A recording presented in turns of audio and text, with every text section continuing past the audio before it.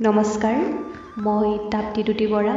আজিৰ কবিতাৰ শিৰোনাম অনুভৱৰ চাকনৈয়া, কবি মানসী ৰাজখোৱা শইকীয়া বাইদেউ। অনুভৱৰ চাকনৈয়াত শব্দবোৰে সাৰ পায় বিগত বহু বছৰ ধৰি।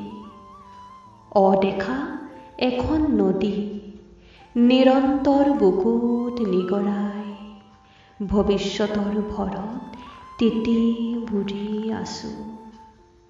জীৱনৰ আদিপাঠ পুনৰ আওৰাইছো। হাতত নাই ঢাল তৰোৱাল, অথচ দুহাতত হাজাৰটা সপোন। যদিওবা জীৱন কুটিল গহ্বৰত, মানুহ হোৱাৰ গৌৰৱবোধ, মানুহ গঢ়াৰ বাসনা।